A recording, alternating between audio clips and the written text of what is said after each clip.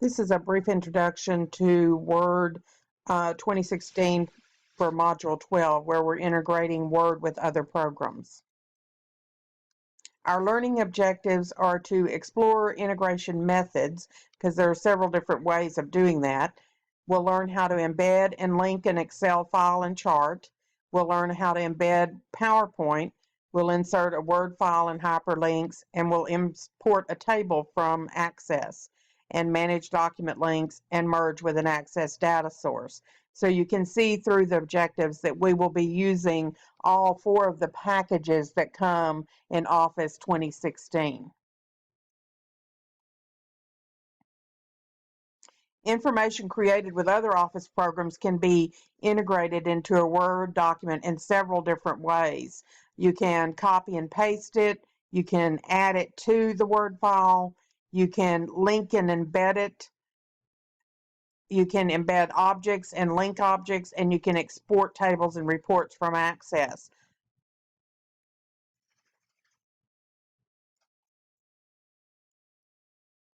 Some common Office programs are Word. You want to get familiar with the icon and the way it looks. It has a specific icon, and you should be able to recognize that. And then also the extension on Word files is .docx. And then Excel, PowerPoint, and Access, and it gives you the purpose of each of those different types of files. Hopefully most of you have had a basic information systems or computer apps class in high school, so you are familiar somewhat with these different programs. An embedded object uses the features of another program, but it's stored as part of a Word document. It's really the opposite of a linked object. You click the Object button on the Insert tab to open the Object dialog box and edit an embedded object directly in Word using the source program. Object changes in Word do not change the source file, so that's kind of the downfall of using an embedded object. It also makes your file a little bit larger, but the big downfall is that your source file changes do not change the embedded object. So if you want, for instance, if you're using a spreadsheet and embedding something from a spreadsheet into the Word file, it will not change in the spreadsheet if you make any changes to it. So if it's something you want to change in the Excel spreadsheet and update, then you do need to make it as a link instead. And that's just an image of what you'll be looking at when you create this in your software. And that's what it looks like when it's embedded in the worksheet. And when you click off of it, you won't see the borders for the Excel spreadsheet. Use the options in the paste command on the home tab to integrate data into a destination file. So you can select and copy the chart in Excel and click and paste it in different paste options, either embed or link, and use the destination or source formatting. And you'll see more about how this works as you work through the tutorials in the chapter.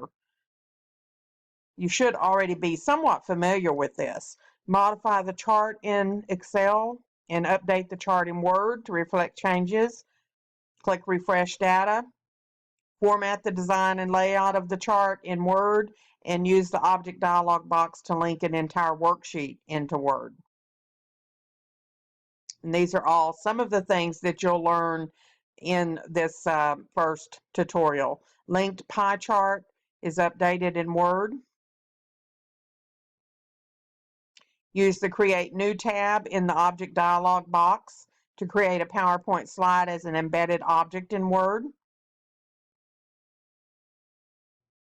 You can also create a PowerPoint presentation from a Word outline, which I like to do that when I'm preparing a speech. Instead of typing it directly into Word, I may do an outline in a Word document and then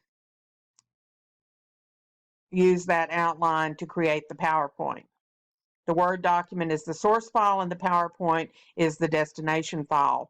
So the text formatted with heading styles in the Word source file are converted to PowerPoint headings. So it uses styles to determine the headings for when it imports it.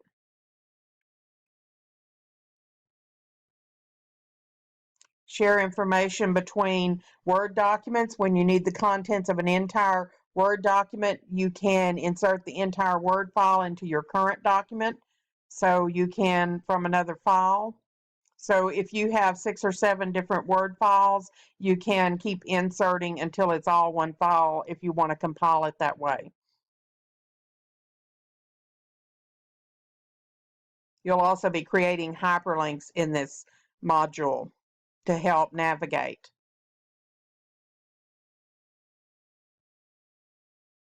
Screen tip text, that's very important, especially for screen readers.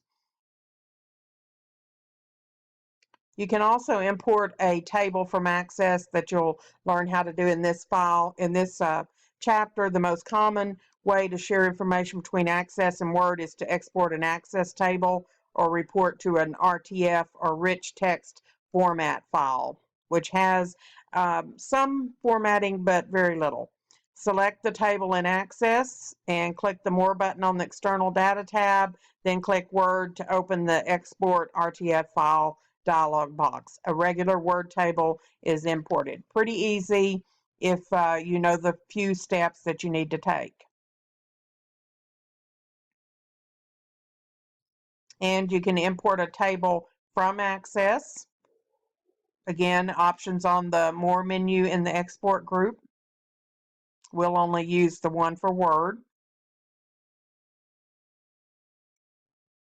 Import a table from Access. The table's created in Access, exported to Word, then formatted. Much easier than having to type it in there if you have a file from Access that you need to put into a Word document. A document that contains linked objects must always include all the source files when the document is copied or moved. So in other words, these should be in the same folders so that those source files and the destination file are together. If you don't want to include the source files, then you need to break those links. And when that happens, then of course you can no longer modify the content of the object. Use the links dialog box to update, manage, and break links. And there's a picture of the links dialog box and what it looks like. You can also merge information in an Access database with a letter, a sheet of labels, or any merged document created in Word. You actually should have already done this in a beginning word processing class, and you'll do it again in this chapter. And it shows you a little bit about how to do that. Again, you should be familiar with this one already. And that is a quick overview of what you'll be learning in Module 12. You'll want to start the tutorials next so that you can work through each of the objectives that we'll be learning in this module. Let me know if you have any questions. End of video.